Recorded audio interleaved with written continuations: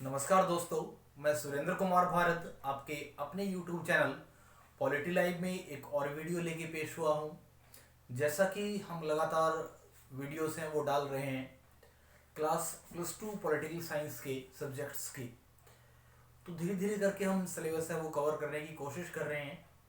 और इसके साथ साथ पर संडे हम कुछ ऐसी वीडियोस लेकर आ रहे हैं जो कहीं ना कहीं स्टूडेंट सेंट्रलाइज होती है, स्टूडेंट्स की प्रॉब्लम्स को लेकर डिज़ाइन की गई होती है या बनाई गई होती है, और आप सब लोग उन्हें बहुत सारा अप्रिसिएट भी कर रहे हैं। आपके कमेंट, आपकी फ़ोन कॉल्स, आपके मैसेज मुझ तक पहुंच रहे हैं, और उम्मीद करता हूं कि आप इसी तरीके से आपका आशीर्वाद मुझ पर बनाए रखेंगे, और मैं कोशिश करूंगा कि इसी तरीके से और अच्छी अच्छी वीडियोस आपके लिए बना पाऊँ। पर दोस्तों, एक छोटी सी शिकायत है आपसे, या यूँ मान लीजिए कि वो शिकायत ना होके एक गुजारिश है आप लोगों से। और गुजारिश ये है कि मैं लगातार चैनल को ऑब्जर्व करता हूँ, देखता हूँ कि कितने व्यूज़ आ रहे हैं, कितने लाइक आ रहे हैं। तो वीडियोस है वो देखी तो बहुत जा रही है, देखने वाले लोग तो बहुत हैं, बट लाइक की अगर बात करूं तो वो थोड़े से कम आ रहे हैं, तो वहाँ थोड़ी सी डिसअपॉइंटमेंट होती है। तो प्लीज़ जो भी वीडियोस को देखें तो लाइक ज़रूर करें, और इसके साथ साथ चैनल को सब्सक्राइब भी करें। अगर मैं पिछले कुछ महीने के अगर डाटास को एनालाइज करूं तो जितने लोग मेरी वीडियोस को देख रहे हैं उनमें से सिर्फ 19.3% ही लोग ऐसे हैं जिन्होंने मेरे चैनल को सब्सक्राइब किया है। बाकी के जो लोग हैं वो वीडियोस देख रहे हैं, रेगुलरली देख रहे हैं, बट उन्होंने चैनल को सब्सक्राइब नहीं किया है। तो प्लीज़ प्लीज़ प्लीज़ मेरे यूट्यूब चैनल को सब्सक्राइब भी करें। जहाँ भी सब्सक्राइब लिखा आ रहा है उसके पास एक बेल बनी होगी, आप उसे भी दबा दें, ताकि जो भी वीडियोस डालूं उनके नोटिफिकेशन अब तक पहुंच पाएँ। तो उम्मीद करूंगा आप मुझे निराश नहीं करेंगे। So it is request to all of you कि प्लीज़ सब्सक्राइब माई चैनल। तो आज ज़्यादा बातें ना करते हुए बढ़ते हैं हमारी आज की वीडियो की तरफ, जो कि क्लास +2 पॉलिटिकल साइंस में कल तक हमने 2 वीडियो डाल दी थी इस चैप्टर के regarding, that is all about ASEAN. ASEAN का पार्ट 1 और पार्ट 2 दोनों ही वीडियो डाल दी है। आसियान काफ़ी इंपॉर्टेंट था, इसलिए उसकी वीडियो मैंने पहले डाली। नेक्स्ट की अगर बात करें, जो अल्टरनेटिव सेंटर्स ऑफ पावर में नेक्स्ट अगर ग्रुप को हम डिस्कस करें तो वो है आसियान। आसियान की सबसे पहले खासियत ये है कि 1 मार्क्स के लिए इसकी फुल फॉर्म पूछ ली जाती है एग्जाम में। जनरली अगर मैं खुद की बात करूँ तो जब जब मैंने पेपर डिज़ाइन किया है तो तब तब मैंने भी आसियान की जो फुल फॉर्म है वो पूछी है। जनरली बहुत सारे बच्चे इसकी जो फुल फॉर्म है उसको लेकर कन्फ्यूजन में रहते हैं, सो बहुत ईजिली है इसे याद रखना। Association of south east Asian Nations. देखिए, एसोसिएशन ऑफ साउथ ईस्ट आप इसे कंबाइंड भी लिख सकते हैं, बट जब भी फुल फॉर्म पूछी जाती है तो आप इसे अलग करके ही लिखें, वो ज़्यादा बेटर रहेगा आप लोगों के लिए। देन आसियान नेशंस की, आसियान है वो कुछ एशियन कंट्रीज़ का एक ग्रुप है। अब बात कर लेते हैं कि इसे आसियान ही नाम क्यों दिया गया, या इसका यही नाम क्यों रखा गया, या फिर बात करें कि इसका जो एरिया है वो कौन सा है। तो आसियान है fall in the south eastern regions of the Asia. पहला रीज़न ये है कि इसके अंदर जो एस ए जो 2 वर्ड्स जोड़े गए हैं यहाँ पे, एस का साउथ, ए का मतलब ईस्ट की, एशिया के वो देश जो इसके साउथ में है, यानी डाउन लैटिट्यूड्स में है, डाउन एरियाज में है, और इसके साथ साथ ईस्टर्न पार्ट में पड़ते हैं। उन कंट्रीज का एक कॉमन ग्रुप बनाया गया, और जो कॉमन ग्रुप बना उसी को नाम दिया गया आसियान। एसोसिएशन एक तरीके की ऑर्गेनाइजेशन होती है, साउथ ईस्ट डायरेक्शन को लेकर बनाया गया। एशियन मीन्स की एशिया के ये देश थे, सो इसलिए नाम जोड़ दिया गया। नेशंस जो है वो ऐड किया गया स्टेट्स के लिए। स्टेट है उसे नेशन भी कहा जाता है। सो इसकी फुल फॉर्म इस तरीके से कंप्लीट कर ली गई। अब बात करते हैं कि जो आसियान था इससे बनने के पीछे क्या रीजन रहे, क्या मुख्य कारण रहे। तो अगर मैं बात करूं वर्ल्ड वॉर फर्स्ट की, तो भी आसियान जो कंट्रीज थे उनके ऊपर व्यापक प्रभाव पड़ा वर्ल्ड वॉर फर्स्ट का। उसके बाद में फिर सेकेंड वर्ल्ड वॉर हुआ 1939 टू 1945। 6 साल 1 दिन तक ये युद्ध चला और इसका भी एक बहुत बड़ा इफेक्ट दिखाई दिया किसके ऊपर, जो आसियान कंट्रीज थे उनके ऊपर। अगर मैं बात करूं वर्ल्ड वॉर फर्स्ट की या वर्ल्ड वॉर सेकंड की, तो दोनों के दौरान ही बहुत सारा इकोनॉमिक लॉस झेलना पड़ा आसियान कंट्रीज को। बट अगर हम बात करें स्पेशली वर्ल्ड वॉर सेकंड की, मींस 1939 से 1945 की, तो उस टाइम जो आसियान कंट्रीज थे उनके द्वारा इकोनॉमिक और पॉलिटिकल जो क्राइसिस थे बहुत ज़्यादा इन्हें झेलने पड़े। बिकॉज बहुत सारे कंट्रीज जो थे वो अमेरिकन ग्रुप में थे या फ्रेंड्स कंट्री के ग्रुप में थे, और बहुत सारे ऐसे कंट्रीज थे जो कि जर्मन ग्रुप में थे या जापानीज ग्रुप में थे।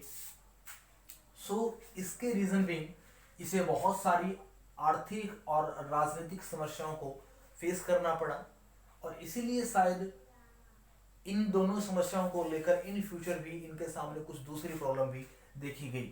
जैसे ही वर्ल्ड वॉर सेकंड खत्म हुआ उसके बाद में इन नेशंस के सामने कुछ खास तरीके की प्रॉब्लम दिखाई दी। After the world war second national building, poverty, economic जो प्रॉब्लम्स थी वो देखने को मिली, और इसके साथ साथ एक नई तरीके की इन्होंने प्रॉब्लम फेस की, दैट इज कॉल्ड वॉर। इनके सामने पूरे दुनिया के लिए दो ग्रुप थे, one is USA and second one is USSR.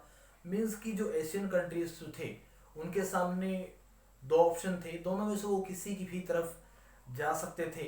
उनके सामने ये एरिया ओपन था। या अगर मैं बात करूं दोनों ही ब्लॉक को लेकर, तो कहीं ना कहीं दोनों साइड से ही ये लगातार प्रभावित होते आ रहे थे। अब देखिए 1945 के बाद में मेन जो प्रॉब्लम थी, अगर मैं बात करूँ नेशनल बिल्डिंग की, कि इन्हें अपने आप को डेवलपमेंट करनी थी, अपने आप की जो सीमाएं हैं उन्हें एडजस्ट करना था, सरकार को अडॉप्ट करना था, देश का इकोनॉमिक जो स्ट्रक्चर है उसे इम्प्रूव करना था, इंडस्ट्रीज को इम्प्रूव करना था। इसके साथ साथ पॉवर्टी की बात की गई कि जो साउथ एशियन जो कंट्रीज हैं वो बहुत सारे कंट्रीज ऐसे ही हैं जो गरीब हैं, या अगर बात करूँ कि वो अनडेवलप्ड कंट्रीज हैं और मीन्स की अंडर प्रोसेस हैं उनकी डेवलपमेंट। सो पॉवर्टी को भी उन्होंने फेस किया। इसके साथ साथ जो इकोनॉमिक क्राइसिस थे वो भी नहीं झेलने पड़े। और इसके साथ साथ अगर कोल्ड वॉर की बात करूँ तो ड्यूरिंग दी कोल्ड वॉर जो साउथ एशियन जो कंट्रीज थे उनको इस चीज़ को लेकर भी बड़ा उन्हें प्रॉब्लम को फेस करना पड़ा, बिकॉज यूएसए और यूएसआर दोनों का ही भारी दबाव था इन कंट्रीज के ऊपर।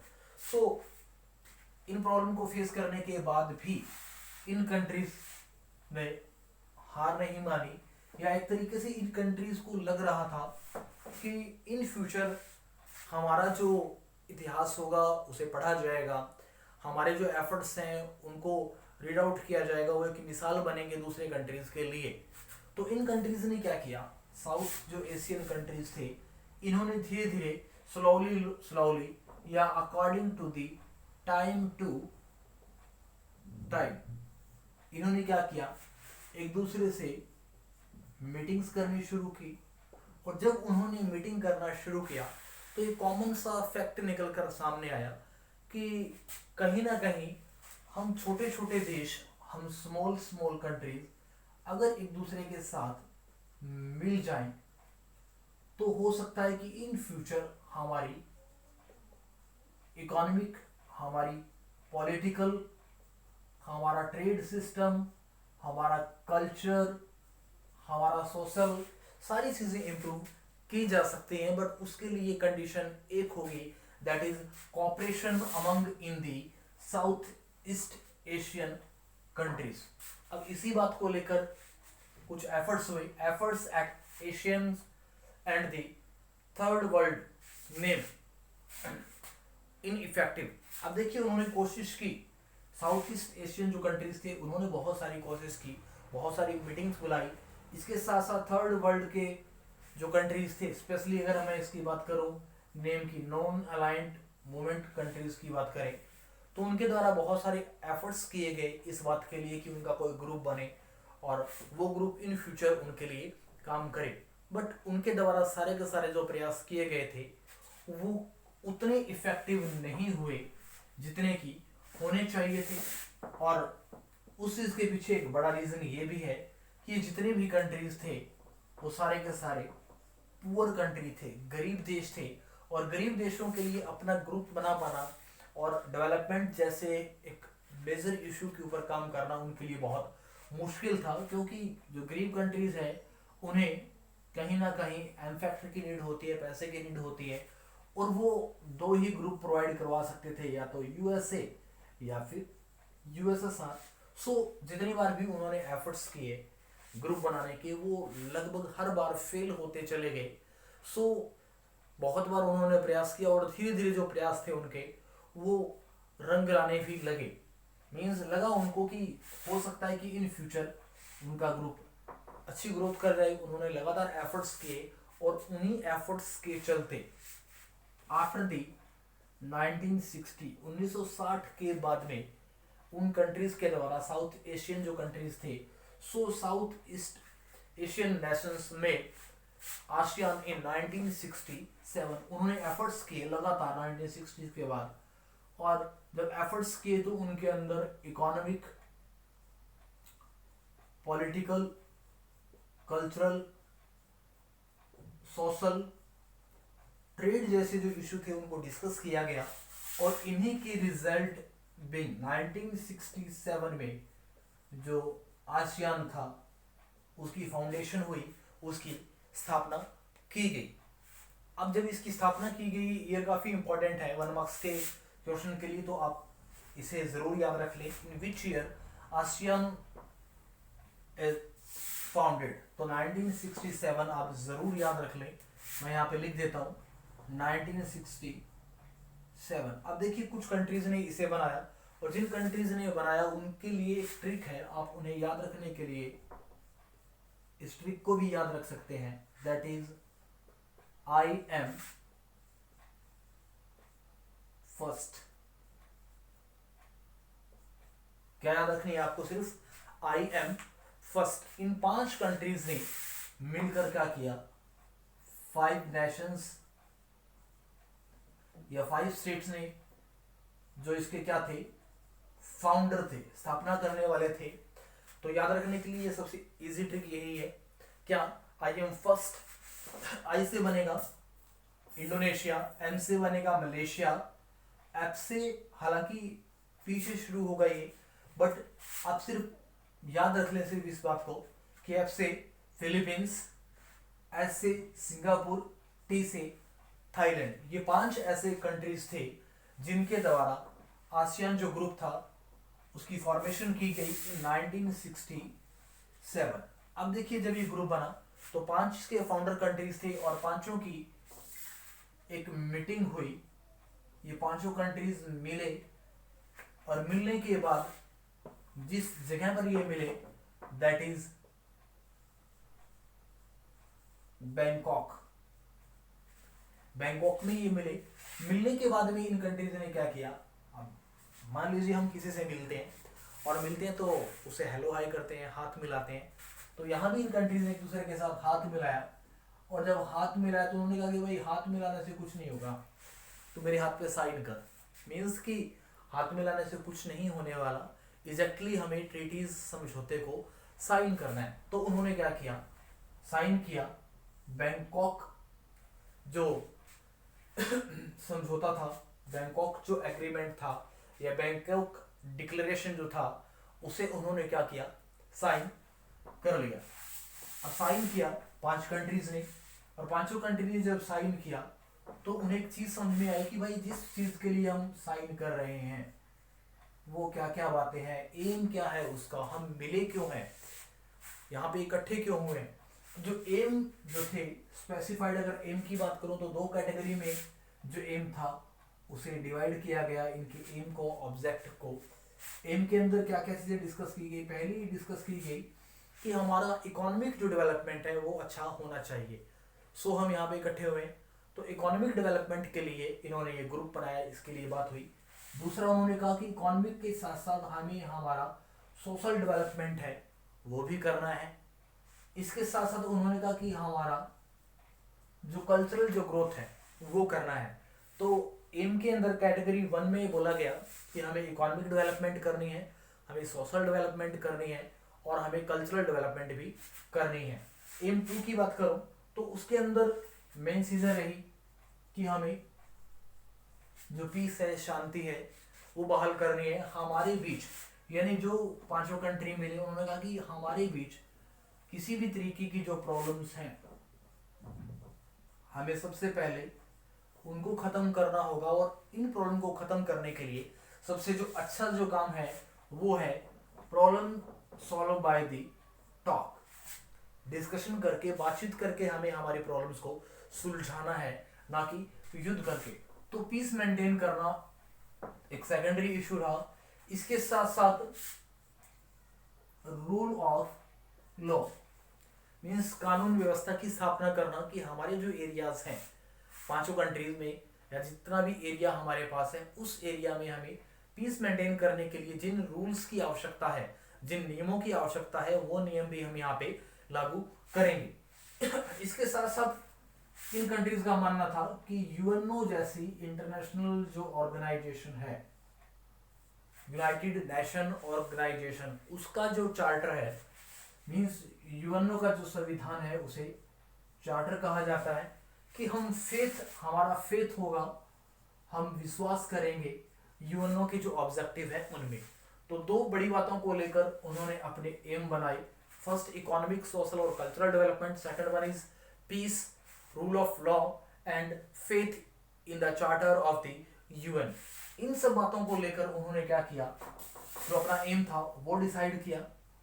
अब देखिए उनकी एम की बातें भी होगी कि उन्होंने एम कितने तरीके से बनाया, तो दो तरीके के एम बने। अब देखिए जब वो काम अच्छा कर रहे हैं, किसी को ये लगता है कि भाई उसने काम बहुत अच्छा किया, तो क्या होगा, एक चेहरे पे स्माइल आएगी, और जब चेहरे पे स्माइल आएगी तो उसे ये लगेगा कि भाई दूसरे लोग मेरी अप्रिशिएशन कर रहे हैं।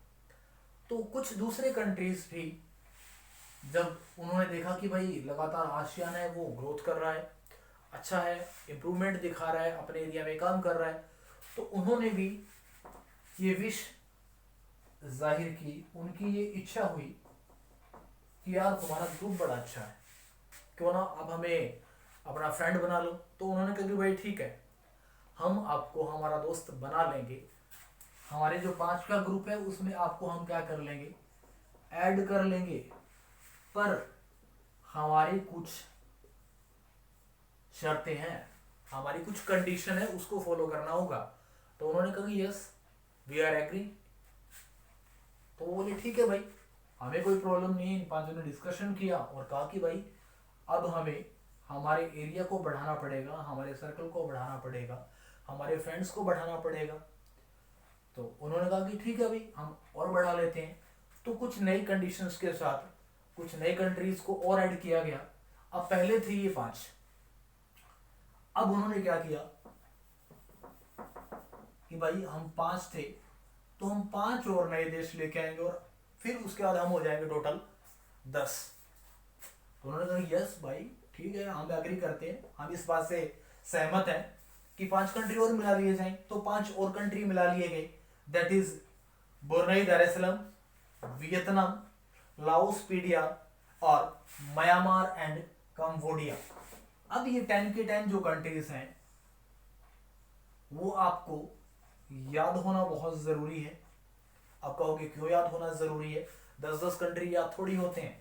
तो 5 तो देखिए आपको इस तरीके से याद हो जाएंगे, आई एम फर्स्ट। अब बची 5 की बात, तो आपको 5 याद रखने, इजिली आप याद रख सकते हैं, रट्टा मारने की जरूरत नहीं। दिन में एक बार या कभी 10 दिन में एक बार एक तरीके से इसको रिवाइज कर ले, और जब तक एग्जाम आएगा तो आपकी ये सारी चीजें रट जाएंगी। अब याद करने के पीछे दूसरा रीजन भी है एक, बिकॉज मैप के पॉइंट ऑफ व्यू से ये क्वेश्चन या इनके नेम्स मोस्ट इम्पॉर्टेंट है, बिकॉज बहुत बार एग्जाम में ये पूछा गया है कि आप आसियान की उन कंट्रीज को मैप में शो करें जो फाउंडर कंट्रीज थे, या फाउंडर कंट्रीज में से किसी भी एक या दो कंट्रीज का नाम पूछ लिया जाता है। अब देखिए, जब ये 10 हो गए तो इन्होंने कहा कि भाई अब हम 10 हो गए, और 10 हो गए हैं तो हम जो हमारा काम है उसे और ज़्यादा अच्छा करेंगे, और ज़्यादा अच्छा करेंगे तो लोग हमें वेरी गुड कहेंगे कि भाई तू तो बहुत अच्छा काम कर रहा है। सो इन कंट्रीज ने और अच्छा काम करना शुरू किया। जब और अच्छा काम करना शुरू किया तो लोगों ने इनकी प्रेज करना शुरू कर दी, प्रशंसा करनी शुरू कर दी कि भाई तुम तो काम बहुत अच्छा कर रहे हो। जब प्रशंसा करना इनको शुरू किया तो इनकी जो पॉपुलैरिटी थी ये होने लगे फेमस, प्रसिद्ध होने लगे। और जैसे जैसे प्रसिद्ध होने लगे, पॉपुलर होने लगे, तो उस चीज को एक नए नाम से पुकारा गया। और जो नया नाम से पुकारा गया, that is ASEAN countries have celebrated what have becomes known as the ASEAN way. अब जब ये पॉपुलर हुए तो इन्हें एक नया नाम दिया गया, आसियान वे। आसियान शैली के नाम से भी इन्हें जाना गया। क्यों? क्योंकि इन्होंने काम अच्छा किया, और जब भी कोई अच्छा काम करता है तो कोई ना कोई खुश होकर उसे एक नया नाम दे देता है। मान लीजिए आप किसी क्लास में स्टूडेंट हैं और आपने पिछले कुछ टाइम से लगातार इम्प्रूवमेंट की है, आपके सब्जेक्ट्स में अच्छा काम किया है, तो सो आपके जो टीचर्स होंगे वो खुश होंगे, और खुश होकर आपको कोई भी नाम दे देते हैं।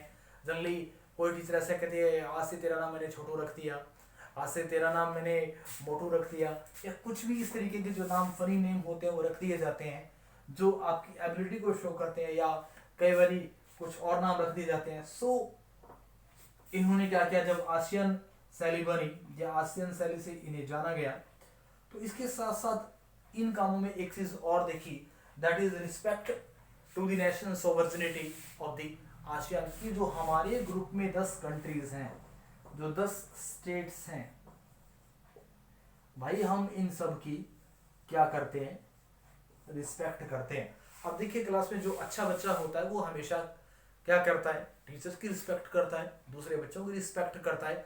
सो पूरी क्लास धीरे धीरे उसे चाहने लगती है, पूरी क्लास में वो बच्चा पॉपुलर हो जाता है, और धीरे धीरे वो पूरे स्कूल में पॉपुलर हो जाता है। ऐसा ही हुआ आसियान कंट्रीज के साथ। तो धीरे धीरे इन 10 कंट्रीज ने कहा कि भाई हम तो एक दूसरे की बाउंड्रीज की रिस्पेक्ट करते हैं, हम एक दूसरे की बाउंड्रीज के अंदर छेड़छाड़ नहीं करेंगे। तो धीरे धीरे ये कंट्रीज वर्ल्ड वाइड पॉपुलर होने लगी, फेमस होने लगे। अब देखिए, अब इनकी पहचान बन गई कहाँ, पूरे वर्ल्ड में। और जब पूरे वर्ल्ड में इनकी पहचान बन गई तो फिर पूरे वर्ल्ड में इनके बारे में पढ़ा जाने लगा, और जो कुछ इनके बारे में पढ़ा जाने लगा वो हम पढ़ेंगे कल, यानी आसियान पार्ट 2 में। तो दोस्तों, आज की वीडियो कैसी लगी? उम्मीद करूंगा कि आपको मेरी वीडियोस अच्छी लग रही होगी, और अगर आपको मेरी वीडियोस अच्छी लग रही हैं तो प्लीज़ प्लीज़ प्लीज़ लाइक करना, शेयर करना और सब्सक्राइब करना ना भूलें। बने रहें मेरे साथ। जय हिंद, जय भारत।